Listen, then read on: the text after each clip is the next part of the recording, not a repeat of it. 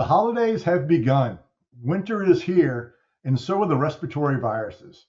Welcome to the Urgent Care Association Solution on Demand webinar brought to you by HealthTrack RX.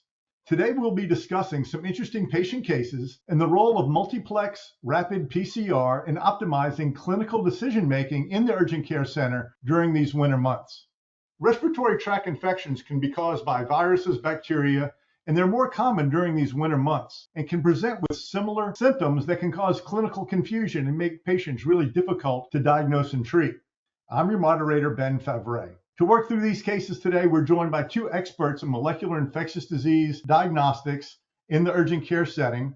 First, we have Dr. Janie French, who is the medical science liaison at HealthTracks and a clinical microbiologist. And we also have Dr. Stephen Goldberg, who is an urgent care practitioner at University of Louisville Health, most importantly, and he's also has a very important job as Chief Medical Officer at HealthTrack RX. Dr. Goldberg, as we jump into things, I'm interested to understand from a clinician's viewpoint, what do you focus on in dealing with the challenging patients that you see in the urgent care center this time of year? Well, Ben, I'm excited to discuss these cases and cases that are occurring at this time.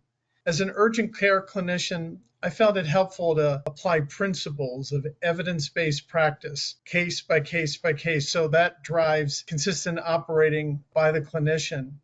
That said, each case still has to be considered individually, and we'll show how that's so important on the cases we discussed today.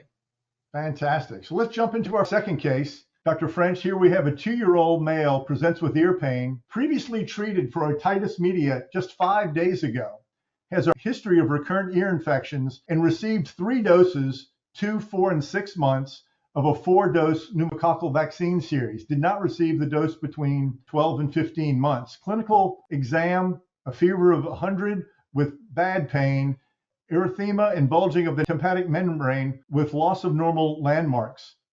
So Dr. Goldberg, my little boy is hurting. Help him out, please.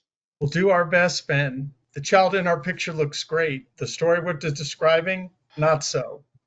In those cases, the child is miserable. The parent is miserable because the child is miserable. Both want the discomfort to go away quickly. They want to get back to the routine.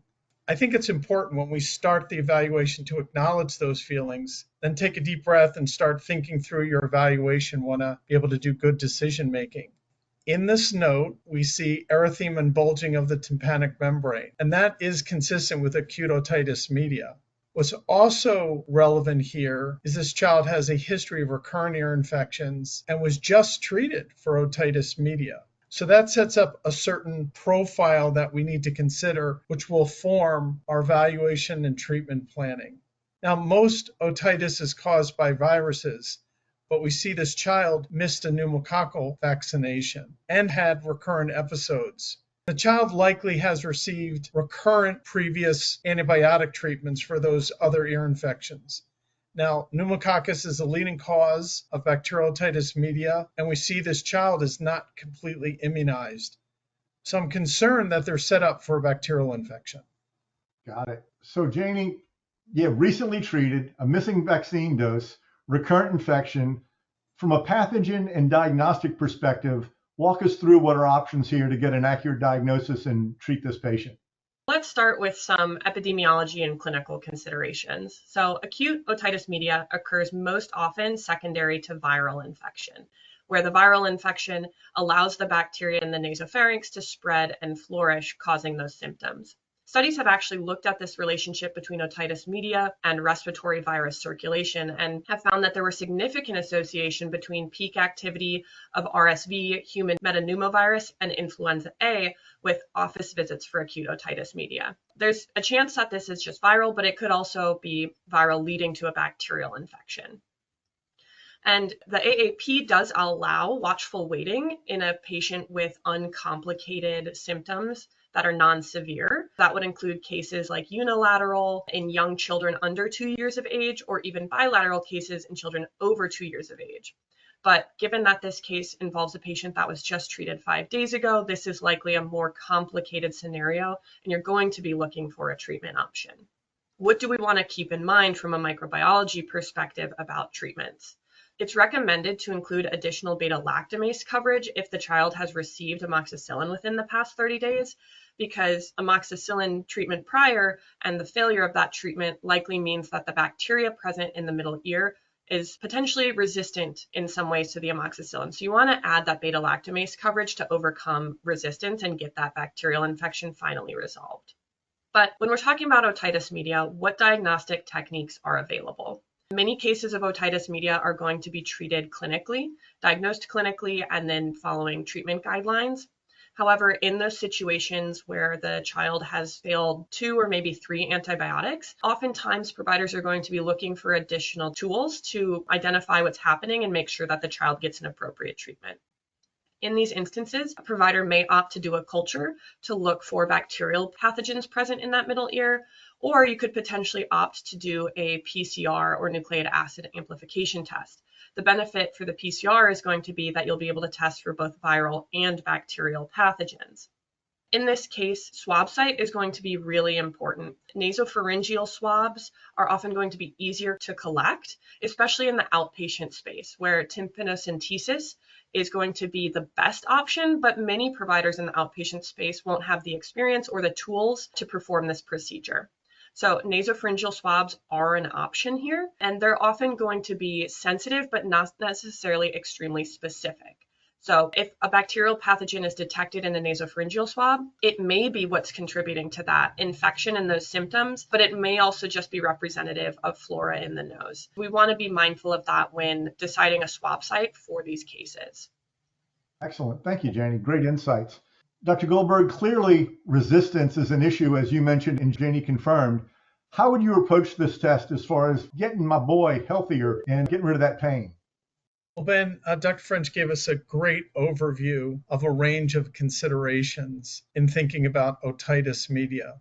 I don't think, unfortunately, this child has uncomplicated otitis media. I don't think they're a candidate for watchful waiting. I'm concerned that they need an antibiotic. So I get there because I'm referencing clinical guidelines like Up to Date, recalling the previous history. Most people with acute otitis media get better in 48 to 72 hours. This child didn't get better. He was brought back to the clinic, was re-examined, and unfortunately had findings consistent with acute otitis media. So that's unfortunate. I think we're on an antibiotic course. There's several regimens that could be appropriate for someone who's failed previous treatments. They could include high-dose extended-release amoxicillin clavulinate, ceftriaxone, levofloxacin. I try to start with the narrowest spectrum possible. And then finally, it sounds like we're at 3 episodes, maybe 4. So this child might be at the point where they need an ear, nose, and throat otolaryngology consultation. Excellent. Great insights. Let's move to our next audience survey. When do you test for otitis media pathogens? After 2 failed antibiotics, 3 failed antibiotics, never. I send to a specialty consult. And while those answers come in, Janie, you mentioned some different swabbing techniques, nasopharyngeal swabs, and then the other test that you mentioned. Can you ever just swab the fluid in the ear, and do those give better results? Typically, if you're going to be looking for middle ear fluid, it means performing tympanocentesis. And many children are going to be hesitant about that. So nasopharyngeal swabs are going to be much more accessible to many providers and less frightening to the patients as well. And one possible way to obtain information on the middle ear pathogens and their antimicrobial susceptibility is to do that nasopharyngeal swab, because almost all middle ear pathogens derive from pathogens that colonize the nasopharynx. But the reverse is not necessarily true. So not all nasopharyngeal pathogens are going to be entering the ear to cause that case of otitis media. If a nasopharyngeal swab is negative for specific bacteria, that organism is likely not the pathogen causing the otitis media, and this information can really help guide antibiotic selection for these complex cases. Excellent. Thank you, Janie. Dr. Goldberg, Janie mentioned watchful waiting, and you mentioned it as well, saying that this patient, you probably wouldn't want to do that. The other end of the spectrum is, okay, I'm going to just send this patient off to a ENT person. What are some tips on when you would watchful wait versus when you just send that person out to consult and handle this patient who may fit somewhere in between? What are your thoughts on when you use those different strategies? Well, Ben, these cases are not cut and dry, and that's why we chose them. And hopefully folks are thinking through what they do in the clinic and how they sort through these problems. We saw this child had a complicated history. This was not a first singular episode of acute otitis media. Watchful waiting, according to the American Academy of Pediatrics, is appropriate for patients if they're 1 to 12 years old with clinical diagnosis of acute otitis media who've not had otitis media-related complications within 6 months, don't have tympanostomy tubes, have no other infections events around the index diagnosis of acute otitis media. So when we hear that guideline for watchful waiting and we look at this child, they don't match up. Given that this child was just recently treated and has a history of recurrent infections, I don't think they meet the criteria for watchful waiting. Very good. Thank you. A few wrap-up points. Janie, why don't you walk us through your thoughts on the wrap-up points and read them out to us real quick. We mentioned this a few times, but the negative predictive value and the positive predictive value of rapid antigen tests is going to be dependent on community prevalence. Using resources that are publicly available, such as virus circulation patterns published by the CDC. Additionally, Health Tracks does publish positivity reports on their website available to the public. These can be a great starting point for understanding what's circulating right now in the community. And rapid diagnostics in general are going to be valuable in reducing patient anxiety, improving patient outcomes, and preventing the overuse of anti-infectives. As we know that antimicrobial resistance is of increasing concern globally, so we want to be good antibiotic stewards. Last but not least, the rapid clinically actionable PCR can be a technique that allows testing for multiple types of pathogens from a single sample. So in situations or cases like the pharyngitis patient that we just talked about, being able to test for both group A strep and respiratory viruses is not only a tool for identifying streptococcal pharyngitis that needs antibiotic treatment, but it's also a tool for identifying viruses so the patient can understand that an antibiotic might not change their outcome. These are really just different helpful points to keep in mind as you go through respiratory season. Very good. Dr. Goldberg, one of the takeaways that kind of comes through in these cases today is the importance of speed and the ability to get accurate diagnosis in these patients and be able to make that don't treat decision as soon as possible so they can get healthier faster. What are kind of the things you look at from a clinician standpoint on when do you say, okay, I want to do that rapid PCR because I can now get answers back the next morning? When do you pull that trigger and what makes you comfortable? And when do you say, hey, I'm going to use some diagnostic stewardship here and not do a test versus do the test?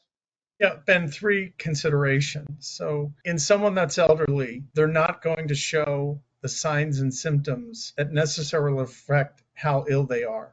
So I want to get that diagnosis right, and I want to get it fast. First case. The second would be in someone who I am concerned that I have to start a therapy to impact a sequela, long COVID, bad COVID, group A strep, seeding a valve, or a kidney. I want to get that right, and I want to get it done timely. Now, our cases, folks presented within a day, that was an opportunity. But if they were presenting day 3, day 4, the clock is really ticking quickly. And then finally, what I'll add is you really want to do evidence-based practice, have a method that you're using to evaluate these cases, but then look at each individual scenario and points such as where people are living. Are they going to be lost to follow-up? Are any of their health conditions out of control? And then the epidemiologic considerations that Dr. French highlighted are all important elements for decision-making. Excellent. Thank you both. Thank you to everybody in the audience for joining us for this Urgent Care Association Solutions on Demand webinar brought to you by Health Track RX.